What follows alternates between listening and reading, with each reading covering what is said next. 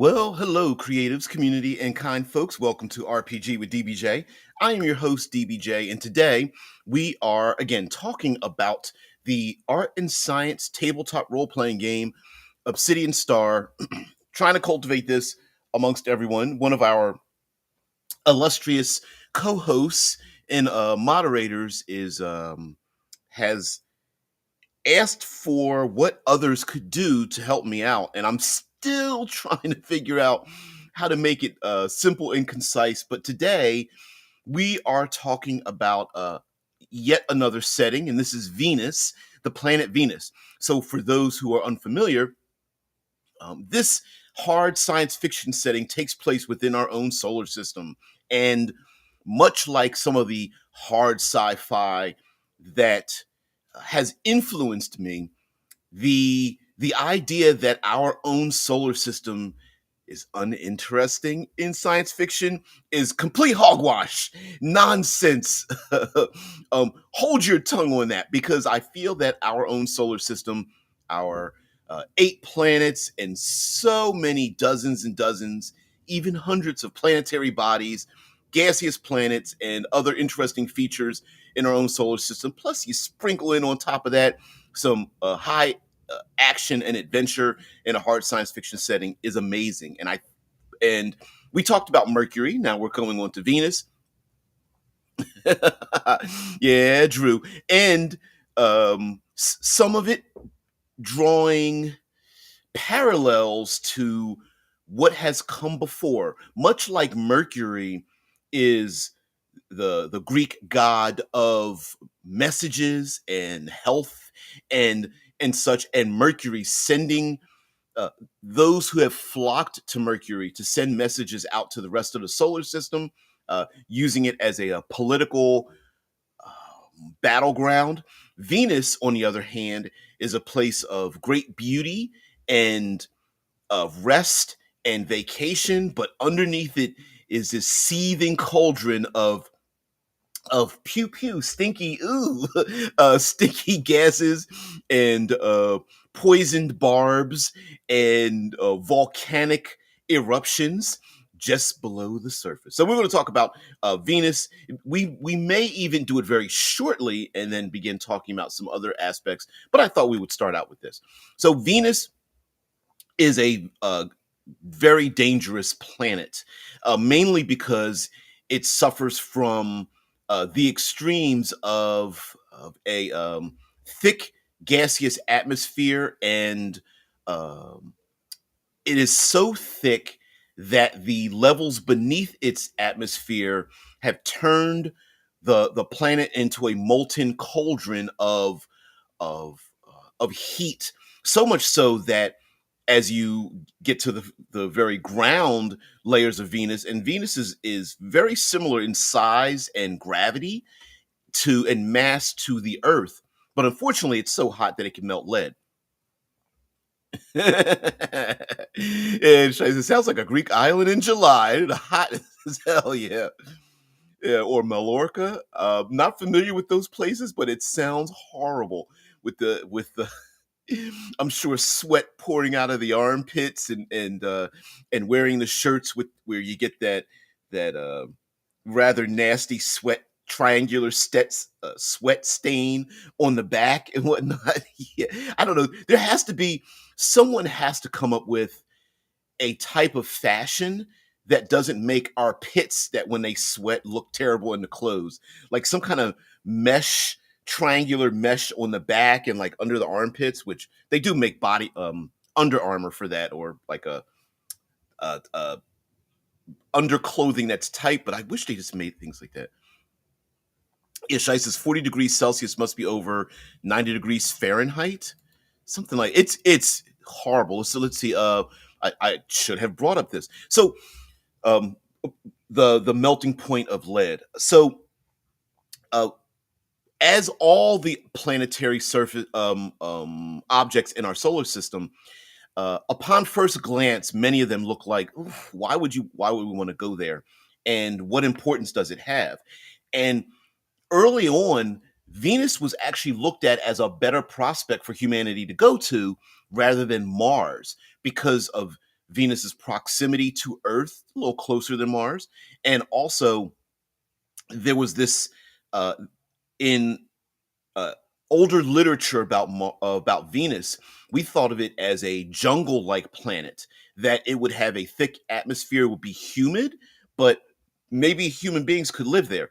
Now, there have been satellites sent to Venus, didn't survive very long, but did get images of its surface. And despite the harshness of Venus's gaseous atmosphere, there are actual levels to it that humanity could possibly survive in. And guess what?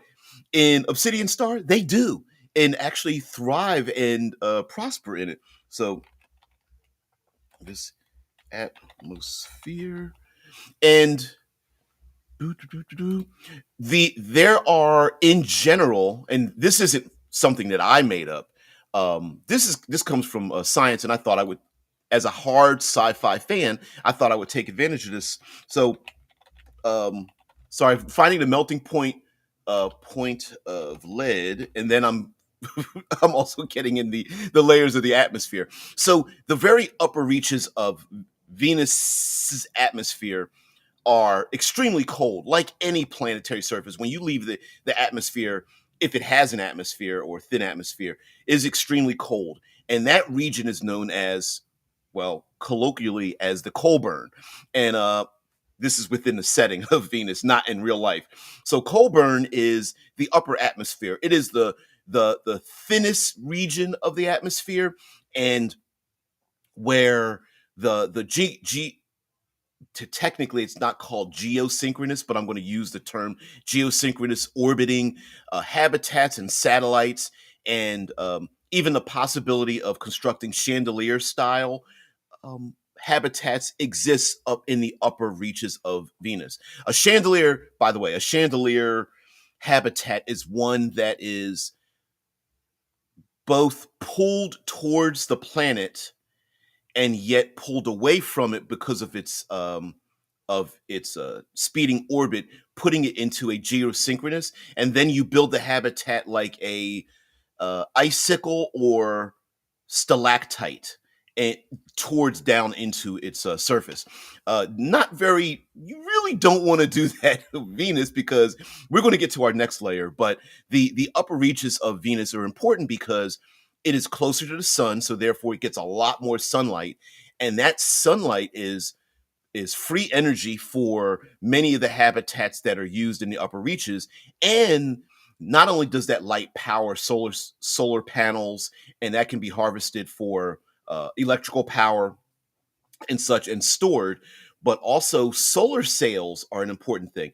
The photons that come from the sun, when used correctly, will bounce off of highly reflective or absorbent surfaces, and actually imparts a little bit of momentum, and that can be used to keep many of these habitats in orbit. So much like Mercury trying to build a solar paneled Dyson swarm around the sun, very small, but it is extending in this in this artificial sci-fi setting. The same goes for Venus, and the materials to build anything around Venus are taken from its surface.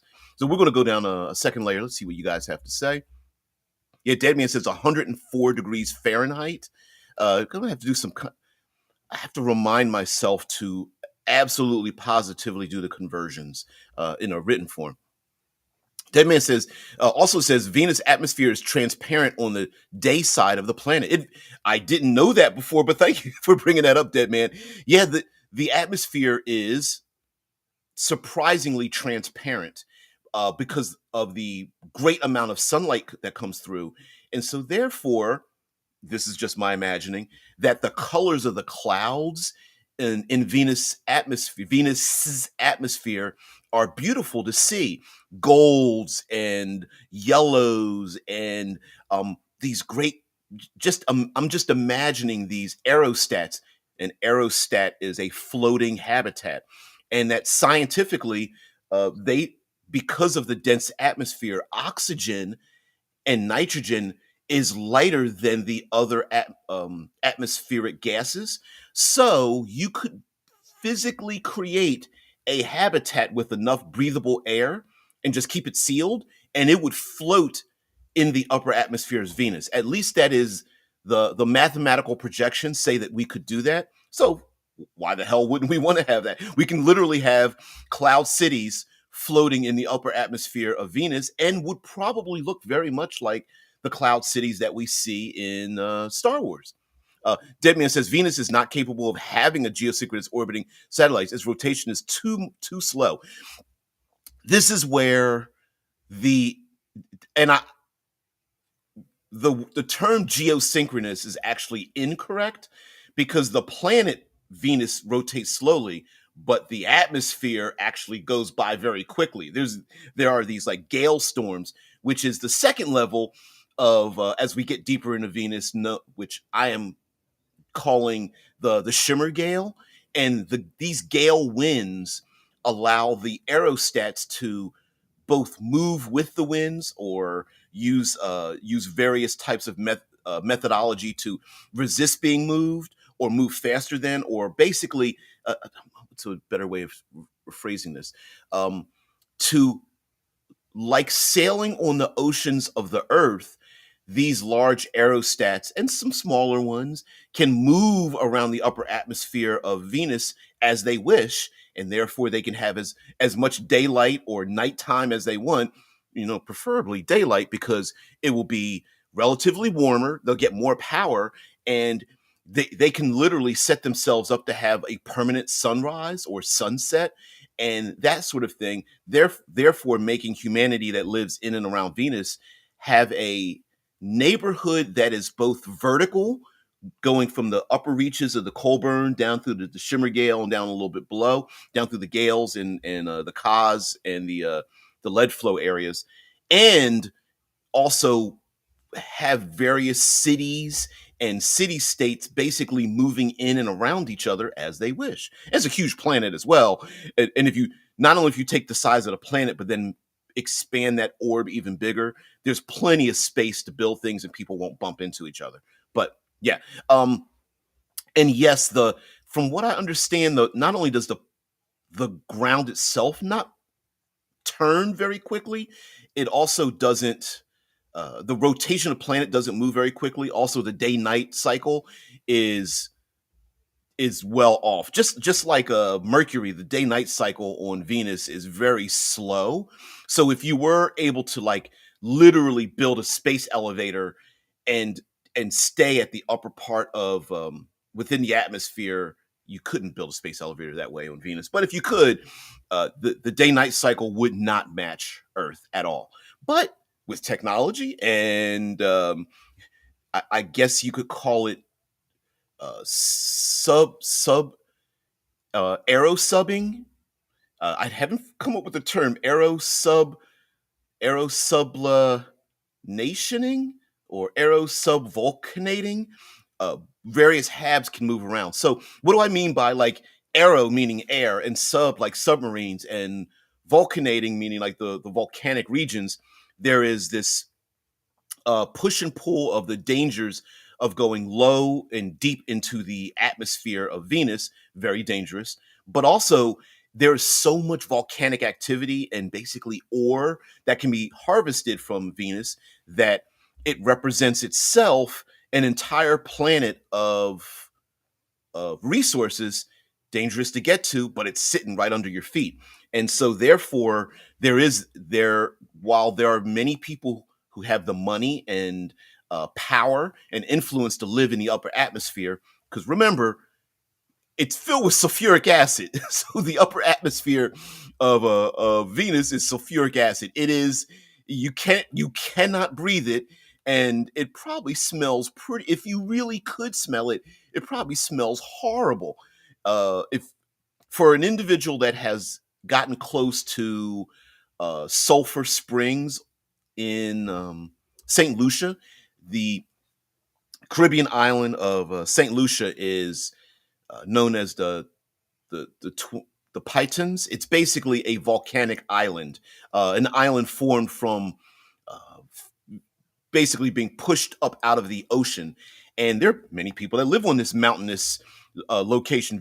There's almost no straight highways. There's actually really only like one straight highway. Everything is on the side of a mountain, and you can visit the sulfur uh, spring area, and it smells horrible. So, but here using Google, Venus atmosphere is made up of 96% carbon dioxide, 3% nitrogen, and 1% other gases. These other gases are mainly sulfur dioxide, carbon monoxide, water vapor, helium, argon, neon, according to NASA. And this is from January 2024. And so the carbon can be harvested using gas mining to make like carbon nanotubes and very hard like graphene and things of that nature. You use to harvest that, as well as harvesting the nitrogen, which is really important for uh, um, our it's not nitrogen is mixed in with our oxygens because as humanity we really don't breathe pure oxygen. It's mixed with a lot of nitrogen, and nitrogen helps with plants, so it is also harvested through the gas mining in the upper atmosphere. But it's that sulfuric acid that's pretty dangerous. But here's the thing, here's the other strange thing, is that as we lower into the atmosphere of Venus, the dangerous sulfuric gases, it's also Earth comfortable in temperature because you get the heat from the planet, and then you get the from the greenhouse gas version of it, and the sun beating on it, and then you get the cold airs from vacuum, and the two mixing together. There's actually a point at which, as long as you have a acid resistant suit on and a rebreather mask, temperature wise, you could actually walk around and it would be Earth stable, those Earth like conditions. And so that's the second layer. And that's where the primary individuals who have the power and influence live on Venus. And from the very rich and very powerful who have I want to say vacation homes and casinos and things like that. This is the layer that it exists. They have the money and power and influence and capability to repair anything that is slowly degrading because of the acids and the winds, and move where they can acquire the best views, plus get that solar energy and such. But there is some water vapor in the atmosphere, but the the element that they're missing very much is H2O, hydrogen, two hydrogen and an oxygen put together, and that comes from icy bodies and comets and things. And you got to have a lot of money to get those ice haulers to get a constant influx of water. I'm looking at Venus, something like Las Vegas in that regard. So, and much like like Venus smells pretty horrible, the planet is that way too. It's not all vacation times because there's a dark undertone to it. Drew says, I like the idea of settlement that are permanent at dusk or dawn. That is so fitting to a planet that is colloquially called morning star or evening star. Absolutely. And of course, listen, if we're going to have a place that looks beautiful and given the right technologies would allow us to um, express ourselves in um, a tranquil, um, uh, dare I say, even ascendant nature. There's also there are others. For every person that's enjoying themselves, there's like 10 other people, 20 other people that are suffering uh, for the pleasures of others, like Las Vegas. Las Vegas and gambling cities have this like scummy donut effect where you have all the glitz and glamour that's in the center, but right around the periphery, there's I'm calling it a scummy donut. I'm thinking like a donut that's dropped in a back alley that smells of urine and hopelessness and bad decisions. And Venus is kind of like that. Yeah. The The sulfonorum back to the abyss. Yep. Yeah, exactly. Yeah. Drew says the other highways are all gay or otherwise queer. Um, hmm. I hadn't considered that, but that is in the thumbnail there's a symbol of Venus, which I guess is a symbol of femininity. I didn't I didn't specifically pick that symbol for that. It is the if you ever take a look at all the planets, they are assigned various symbols of uh, various symbols. So maybe I hadn't really thought about it that way, but there's also the Greek and Roman mythology that comes with the various planets and how they've been named and such. So I'm kind of pulling from that as well. Deadman says Venus' atmosphere reaches 600 degrees Fahrenheit at about 100 kilometers above ground level. It would melt most aerostats. Oh hell yeah! That down that low? Hell's yes, hell yeah. Uh, and completely agree with you on that. I'm going to get into how it is possible for anyone to survive or any mechanism to survive. We're going to get to that. Deadman also continues to say aerostats would sit around 10 to 50 kilometers from the top of Venus's atmosphere, staying in the atmosphere where it's around 20 to 50 degrees Celsius. I cannot agree with you more. Your Venus symbol is supposed to be a hand mirror. Didn't know what it was, but I do know that each planet has a symbol, and some of those symbols align with what we considered today to be like male and female, but that's not what they mean. I mean, or they tangentially mean that they've been changed over time. But the aerostats do not go very very deep into the atmosphere, but how the hell do we get resources down from Venus, this cauldron of ore that's already melted, it's already erupting from its uh from the greenhouse gas effect of making it super hot, and like how the hell do we get that? Well, and I don't know how possible this is, but hell, I'm a creative person, so imagine submarines, but they are held aloft by cabling to aerostats that are high in the atmosphere. So they lower down and these are not just gas miners, but these are geo miners, or miners, individuals harvesting ore and molten materials and hard elements from the surface. That there are these submarines, but they don't float. They are attached to an aerostat that does float, and they are lowered down into this region. Does that mean these aero Volca subs, the aero sub vulcanized machines? I don't know which is going to come first. Vulcan sub arrows. I'm not exactly sure how I would place them, but or what order I would place them. But whatever the case may be, are there some that are lost? Hell's yes.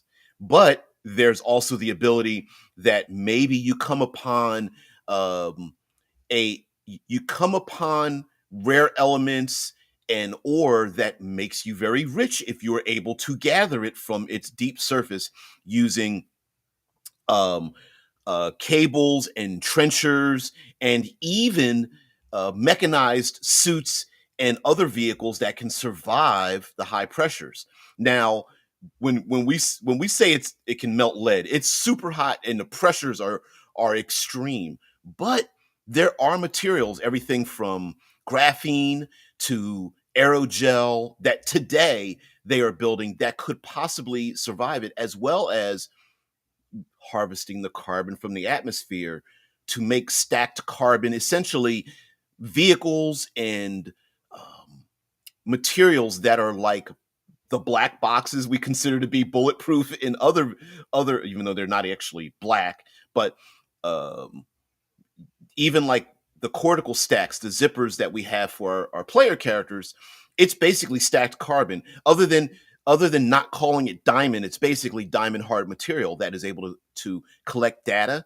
And those materials are used, harvested, used, protected, go down in the surface for as long as you can survive to get back and hopefully find materials that are down there to make you rich. And not just make you rich, but make the people you work for rich. And so uh, it's much like ice road truckers. I know I'm segueing big time. What the hell are you talking about ice road truckers? So for those who don't know, there has been a very long running show called Ice Road Truckers. And those truckers drive up into the Arctic Circle to resupply people who live in harsh Arctic locations who are digging for diamonds. That part is overlooked because it's basically about the truckers, not about the diamond harvesting. But the amount of money the ice road truckers make is like 3 to 5 times what they would make driving 12 months out of the year. But they make this only through 2, 3, maybe 4 months of the year when the um, when the melt when the aquatic regions are frozen enough to be able to drive the trucks across them. And so Venus is very much like this. Hey, you could make a legitimate living doing hard labor for 17 years out in the reaches of space, or you could come here to Venus and work for us. Have a complete planet filled with all the ore and materials you'd ever want, but it's going to cost you maybe 2 years of your life or 6 months of your life. And if you strike air quotes gold or oil, essentially, you strike a deposit that's boiling up from the surface, is constantly churning, and you find it, you possibly could retire very rich. And there are known individuals that have left their families out in the deep reaches of space who are like ice harvesters or ore harvesters out in the Asturians that live out in the asteroid belt and other places, hard blue collar laborers that were like, I'm gonna take the risk and go here and work for those rich people that live up in the upper atmosphere of Venus. So yes, there's a good life in the upper reaches, but there's a very harsh and possibly dangerous life for you down below. Now, this is uh, post-humanism, transhumanism. So is it possible for you to make a copy of or broadcast your neurological brain set into a robotic body, or make a copy and be zipped into a autonomous mechanical jacket and then sent down there so that if you are a murder killed, it won't really affect you or something? Yes, that happens all the time. It costs resources, and you would hope that your patron is kind to you, but you also can suffer a lot of trauma. It's not, you don't really want to die over and over again, both logistically and psychologically. Having your body crushed and melted and burned, and you know you don't want that. Also, as you get deeper into the atmosphere, it gets a bit dark down there, so you really want to do the space mining when facing the sun, but that means it's going to be hotter. So there is that. Have there been? It, hmm, is there dungeon delving as well? Lost submarines or aero subs that have fallen off the cables and fallen down to deep reaches? Are there pockets of places where people have been trapped down into a hab that was literally created to be like a diamond hardened dome with 200 people living down there who hope to be rescued and they were forgotten or something? Yes. And maybe they're probably crushed and dead and melted away, or are they still living down there, hoping and praying someone comes to get them as they try to send out a feeble signal from the surface of Venus, and everyone's looking around like, that's not my problem. Ugh, horrible. Yes, that happens as well. um the the neighborhoods of the aerostats of floating, because remember, this is both vertical and horizontal over the planet. Is there jockeying for position based on how much influence and power and money you have? Absolutely. And are there even some aerostats that are like, no, that's my spot to face the coming uh dawn or dusk, and they're like, no, well, that's our spot to do it. And are there people that are trying to influence even other individuals to come here to have, dare I say, like criminal organizations, organized crime that are here jockeying for power and having treaties and parlaying amongst each other? Are there political individuals, or how about just a bunch of rich folks that are talking civilly, using fugue, like talking civilly, but really trying to stab each other in the back? Hell yes. Uh, Also, pretty easy to kick somebody off a balcony as well. Let's not forget that. Yeah, Deadman says, and the atmosphere creates a lensing effect, making it look like you're in the bottom of a bowl. Yep, yep. It's very the having done an armchair study of Venus, we've learned a lot more about Venus's composition and atmosphere. And as Deadman is mentioning, because it's only got so many characters, a lensing effect is like looking through at and what's it when you look at a fishbowl and someone stands on the other side of a fishbowl and you're looking through the water and it distorts what you're seeing, and in some ways it makes us wonder what the fish are looking at when they look back at us on the outside and such. It's a similar effect because of how dense the atmosphere. So the atmosphere isn't liquid, but it's so dense that it bends light like it might as well be. Um, let's see, another atmosphere of Venus article. That's pretty. Yeah, that's mostly carbon dioxide, nitrogen, sulfur dioxide, argon. Yep, helium, neon, hydrogen chloride, hydrogen fluoride, and such. Oh, theoretical science has somewhat proved my ice fire engines. So, um, high water fuels ice fire engines in this setting. Um, Separating the hydrogen and the oxygen and turning it into liquid form. I know that's so hella difficult, but you got to go with me on this fictional engineering thing. There is a theoretical science called Vassimer plasma engine. Let's see.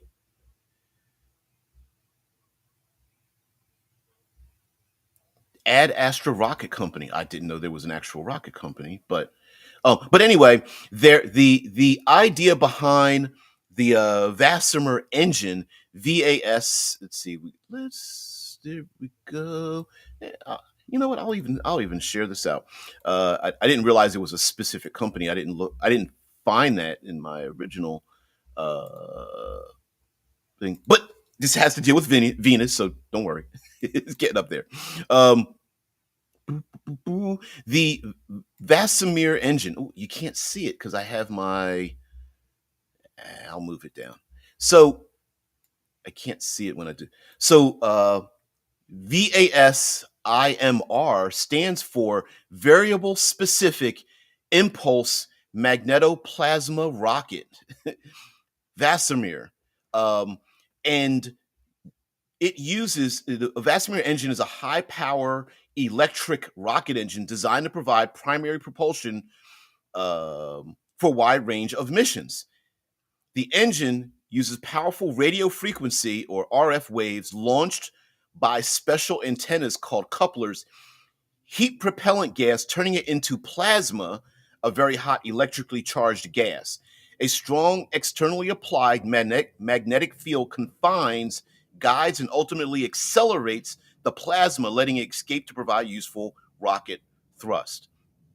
So, um, hydrogen, liquid oxygen, like chemical rockets today, are are pressurized, ignited by high radio frequencies, basically microwaves, and then a magnetic bottle effect compresses it even more, turning that plasma. So it's not just ignited, but it's actually turned into plasma, and then sprayed out like taking your thumb terrible analogy. Taking your thumb over a water hose and making that high pressure spray, or like a maybe like a I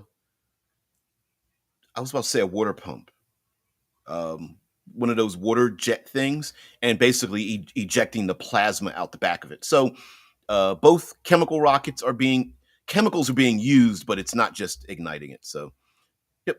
Now, lastly, I will say that concerning Venus and its planet, that because of the need to have so much water brought into Venus, it tends to be a haven for not just people who are making money and power and privilege off of ice hauling, but the people who do that work. And having a connection to have that constant supply, much like Las Vegas today, Las Vegas has an extremely high necessity to have a necessary water table to keep the city alive, because Las Vegas was built in the middle of useless desert, and so the city surrounded by desert has to have a very high water table, and so there are pirates who want to steal and go after that those ice haulers that are trying to bring in those comets and maybe leave it in orbit to use that moisture, and they have to protect it. So there are some armed conflicts and such, trying to steal, play keep away or capture the flag, try to steal the big giant ice chunks and such up in the vacuum of space, and harvest it and bring it down to keep life alive, so that the people that live in the upper atmosphere of Venus don't have their lives um, um, affected by the conflicts that go on around them, and they're it's also a safe haven in some ways for those self-same pirates, because some of those rich folk don't mind stealing from other rich and powerful folk either, and pointing the fingers at others. It's almost there's a bit of a um, civilized brutality amongst the rich and powerful that live here, the decadenti who live here, the glitterati and others who, always feel saddened, ooh, boo hoo, when one of their other rich and famous people fall to their deaths or have to leave the planet, or suddenly must buy and sell and trade and make some kind of deals to get some H2O for their own hab. And oh, I'm so sorry that was stolen from you. You can have 10,000, I don't know, orbital liters, or I don't know what it, mega liters or something that we have, just as long as you owe me a favor, even though everyone knows you stole it from them so that they had to make that deal in the first place. But yeah, that happens as well. And for those who are willing to risk their lives for a very short amount of times, for uh, great wealth, short amount of time, there are those that will dip and dive deeper into the atmosphere of Venus to hide from the authorities, to steal some ill-gotten gains, to raid these rich people, and to work for them as spies and other things. And so to travel around unseen, you would hope that you could do it in the upper atmosphere, or in the vacuum, the very thin atmosphere, the upper reaches. But there's satellites and tracking. Everyone's trying to track every uh, stellar body, so it's not easier.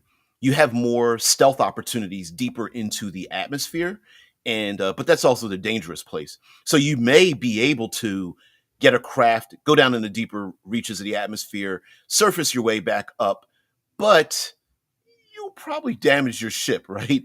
You're probably talking less than a dozen times for you to do that kind of thing before the sulfuric acids are really going to beat the hell your ship, no matter how protected it is or crafted or something. Which means that sure, you can go down deep, but you better hope that your ability to you know resurface is okay. And if you resurface, where do you park your ship?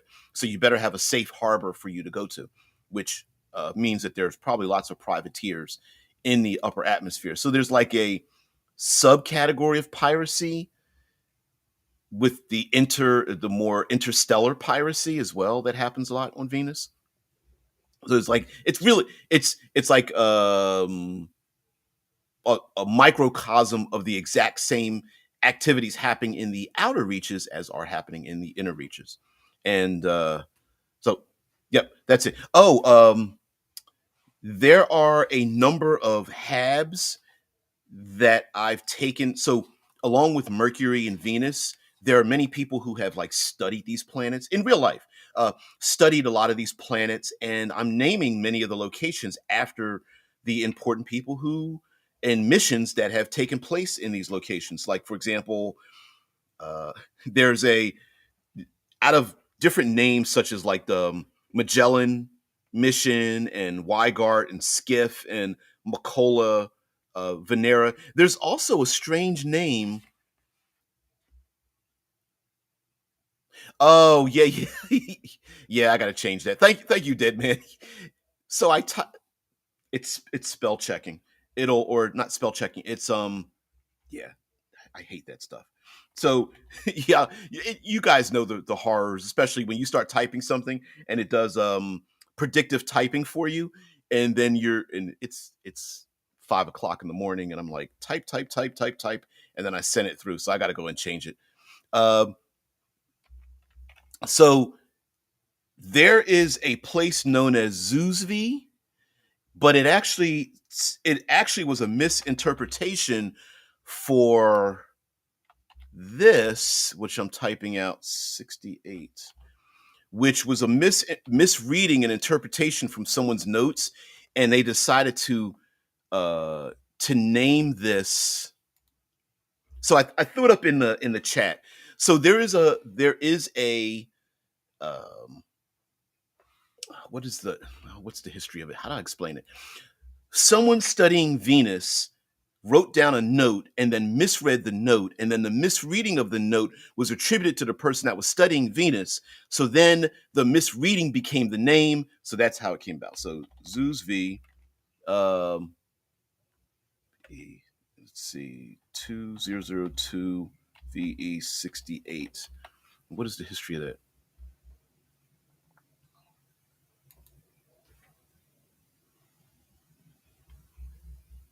Yeah, there it is.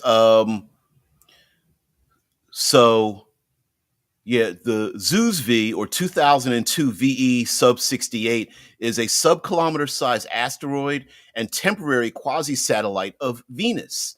Discovered in 2002, it was the first such object to be discovered around a major planet in the solar system. It has nearly the same orbital period around the sun that Venus does. In a frame of reference rotating with Venus, it appears to travel around it during one Venerian year, but it orbits the sun, not Venus. Venerian. I've never heard something called Venerian. I've heard of Venusian, but not Venerian. But anyway, um, Zeusv was discovered on 11 November 2002 by Brian A. Skiff, the name of another HAB that's going to be around Venus. As of February 2013, it has been observed telescopically 457 times, and it was it was named that because where was it? A Radio Lab podcast aired on episode about the asteroid, which co-hosts Latif Nasir first noticed on his child's solar system poster, where it was referred to as Zeus V, derived from the artist Alex Foster, misreading the asteroid's provisional designation 2002 VE. This led Skiff to propose the name Zeus V on Nasir's behalf to the International Astronomical Union. So it was an accident and it stuck. So very, very, very strange. Very strange indeed. So I like that. Um, and yeah, I don't know if I can change the doobly doo right now. Although Let's Dice Deep actually sounds kind of cool though. Even though it was a mistake. All right, sorry about that. So good reading here, getting distracted. Every once in a while, I'm going to have to get in the habit of not showing you what I'm looking at because YouTube has been pinging me every once in a while, saying that I'm taking uh, copyrighted materials, and I bet it's because of ads and things like that that are popping up. So I got to be careful of that. So yep. Um, Something else about the deep reaches of, yeah, Venus lacks a magnetic field, and let's see, let's go to the composition here, and there's something about how no temperatures, ammonia troposphere, that's the upper reaches.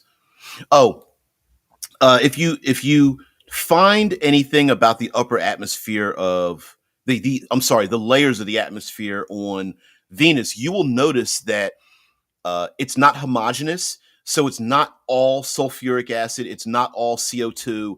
It's not all boiling greenhouse gas effect.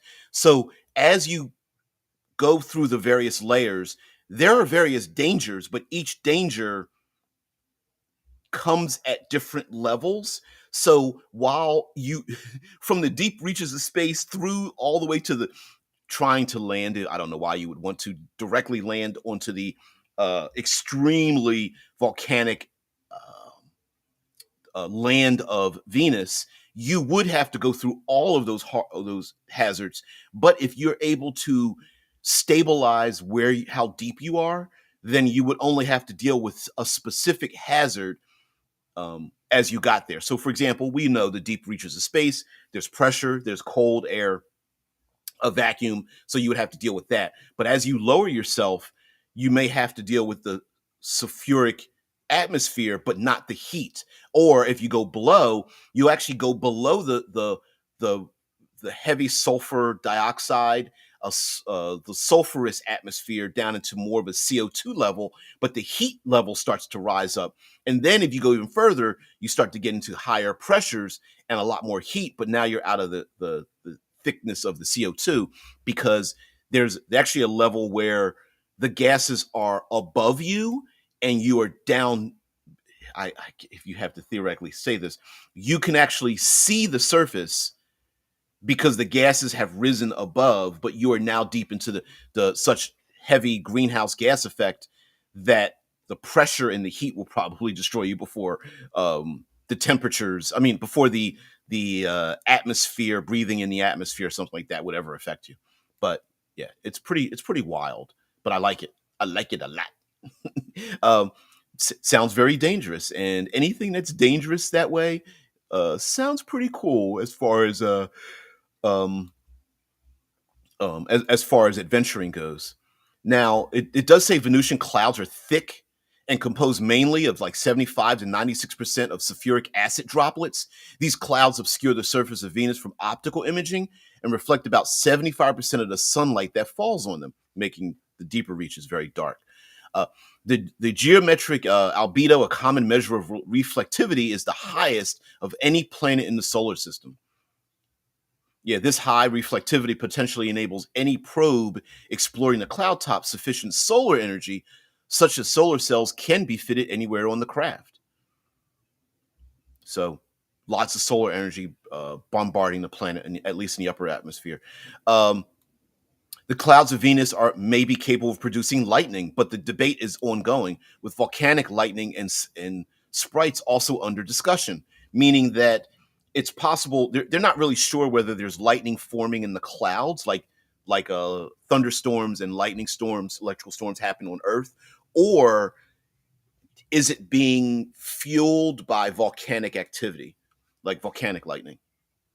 There was the Soviet Venera 9 and 10 orbiters, so there will be a substantial hab named after the Venera missions. But anyway, obtain ambiguous optical and electromagnetic evidence of lightning.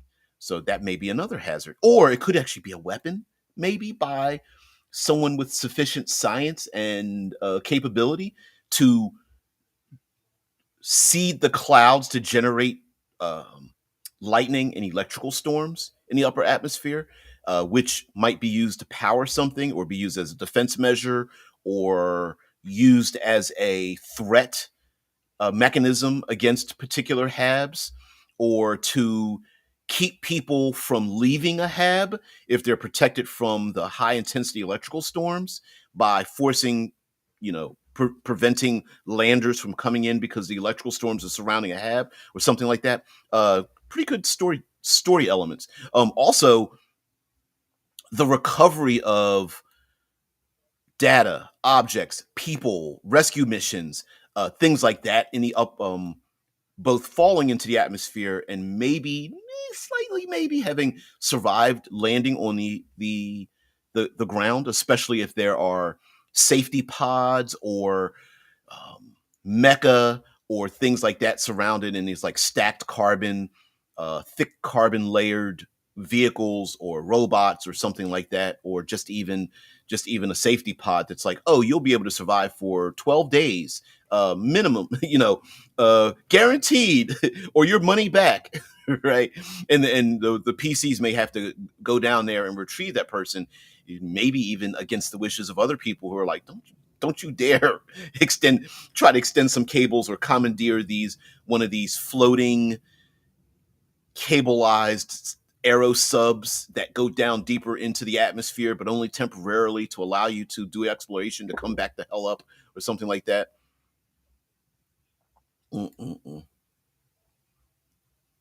But yep. So anyway, thank you guys very much for allowing me to delve into it. I really appreciate it. And I was thinking about talking a bit more about Fallout because I like the idea of the vaults. From a role playing standpoint, a character that comes from a vault in Fallout, I know, hard segue, that comes from a vault in the Fallout series makes a lot of sense because for especially a player that's not used to the setting and doesn't know anything about it, if you as a player character come from a Fallout vault, everything becomes new.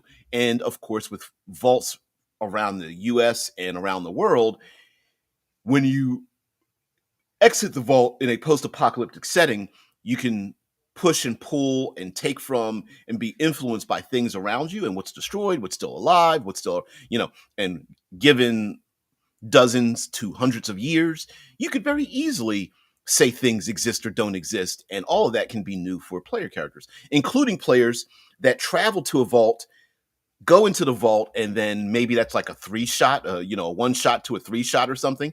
And then when they exit the vault, things may have changed or they find a vault with different people, different characters. Maybe they recruit some individuals both on the surface and join in the in the fun and the drama and such. So yeah, lots of things there.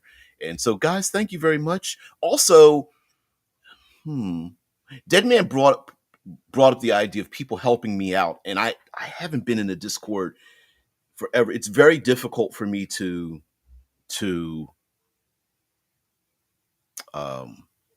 be on social media in any substantial matter because of both my job and home life. So I'm able to do this and listen into lots of content, but it's difficult for me because I don't work in an office. Like I can't have an extra window open on my desk and like type things in and respond with earphones on. So I can't have earphones in.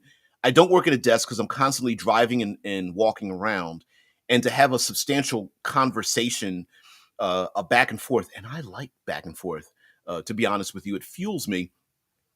In order to do that, I would have to be sitting still. And while that doesn't seem like a big deal if you're driving, it does if you're out in a neighborhood, because as a letter carrier, I go house to house to house, and both my neighbors would see it and I would be stopping, and I'm GPS tracked, so difficult to do that. And then when I get home, primarily that time is reserved for my wife. I can carve out like basically maybe a half an hour to an hour, but I can't do that consistently. And that's the hard part. I'm also thinking about, how do I explain this? You know what? We're at the end here. So I'll bring this up. I will. I was going to tell myself not to, but I'm going to got to bring up the character sheet and have an out in the open discussion about a thing, and then so that you guys let me know about the thing and where my mind is going. That makes any sense. Let's shrink this down just a little bit. All right. Let's go out and share. Let's stop sharing this and then share this. I wish you could just click it over, but it doesn't let you pop and drag. Deadman says you can check out the game Fallout Shelter to help add to the lore of the vaults. I'm as a newbie, like I know the game exists, but I don't know that I'm not a deep lorist in terms of the Fallout. And from what I understand, each iteration of Fallout is a character that came from a different vault, and that within the lore of Fallout, players uncover other vaults that have and even the television show, from what I saw, I was just like, oh yeah, I get it. Every vault has its own mysteries and things, and I think that's actually kind of cool, right? Because the opportunities are endless, from mutants and all that kind of stuff going on. Yeah, it's pretty amazing to me. So here, of course, we have ourselves the character sheet.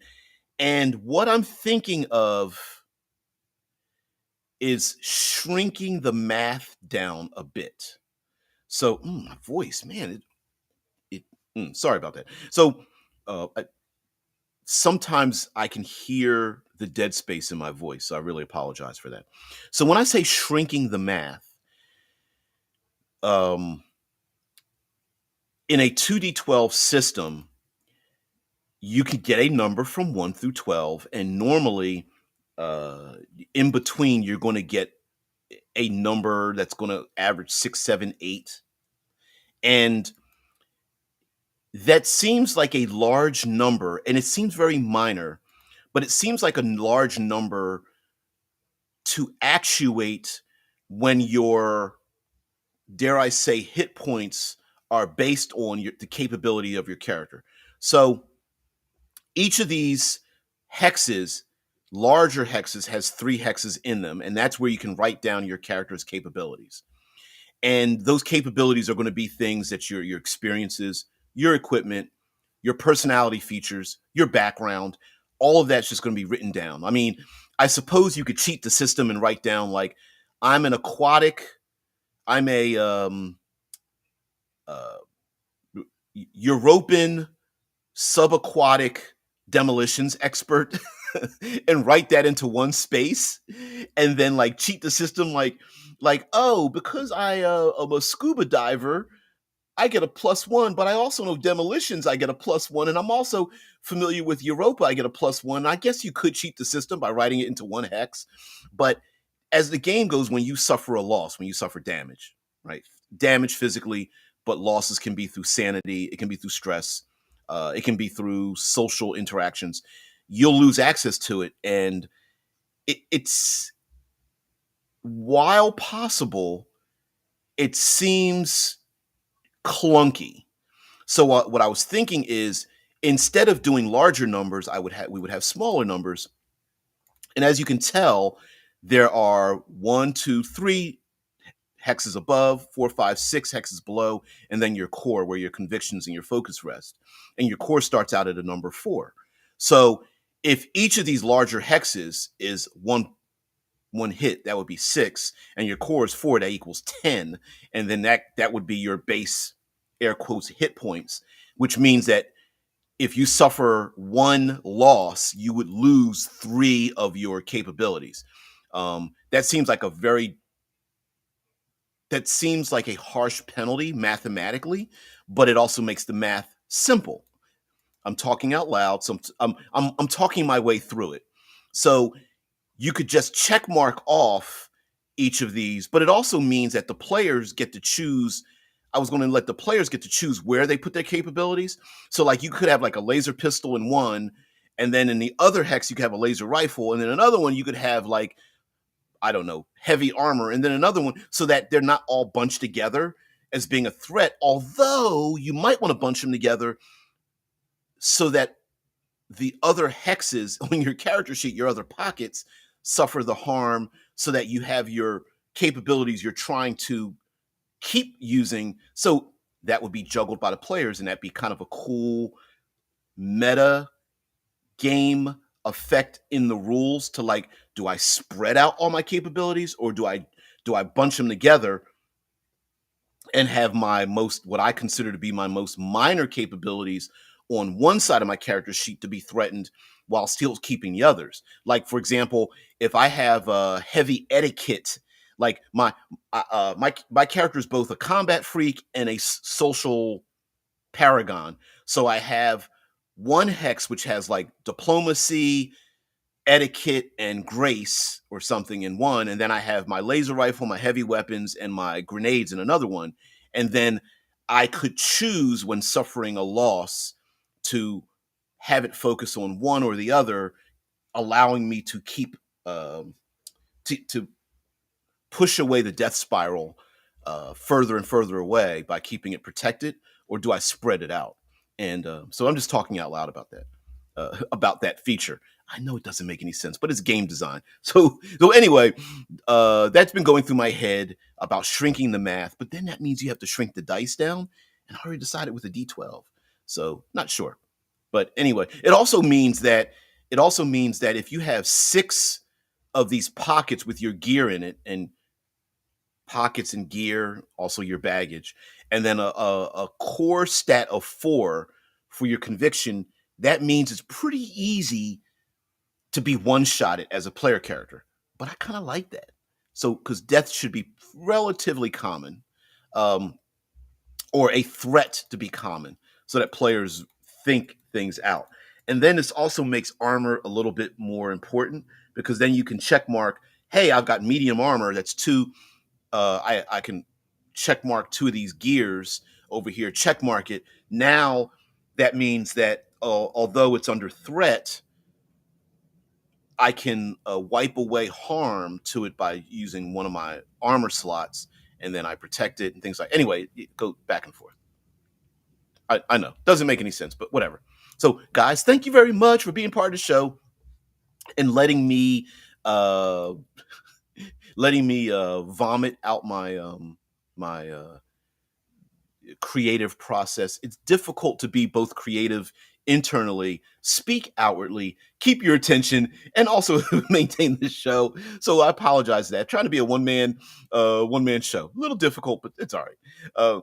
So guys, thank you very much for being part of the show as well. And thank you very much for allowing me to express myself. And if you've come this far, please do the damn thing. Just like, share, subscribe, spread the information. Hit the notification bell, become a follower over on Twitch if you'd like.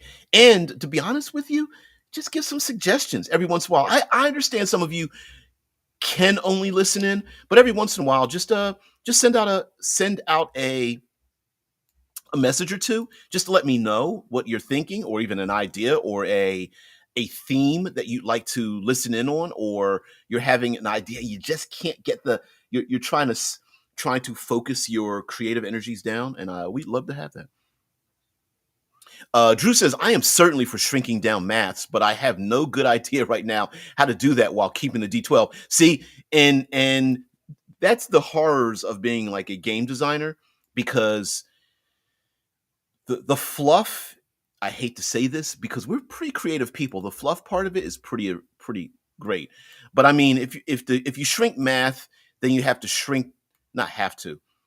If you shrink the maths, you probably want to shrink down the randomness, which is why you don't see very many games using a D20, despite the fact that many of us have been introduced to Dungeons and Dragons using a D20, because of its swinginess. And so as individuals come up with their new games and such, you'll see dice pools, you'll see paired up dice, you'll see dice plus mods, you will see small dice high mods, or at least lower dice, D6s, D8s, D10s, and then lower modifications, so that you get um, um, a math arc, so that numbers fall into a region, and then you have to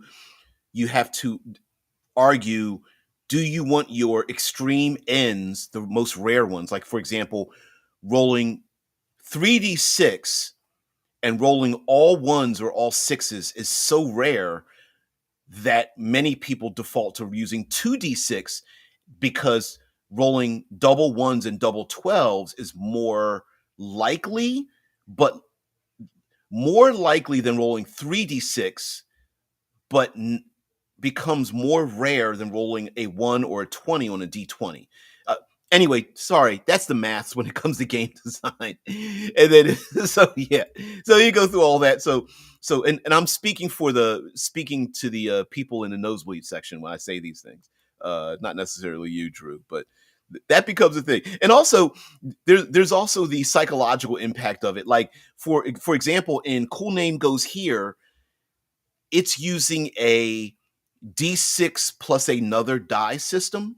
So it's D6 plus D6, D6 plus D8, D6 plus D10, D6 plus D12. And then when it gets to D12, it goes to 2D6, and then it's 2D6 plus a D6, 2D6 plus D8, 2D6 plus D12, 10, 2D6 plus there's a little chart. And while it is unique, there are some people that don't like the idea of rolling two different dice together because it throws off the easy math of finding out what your number range is.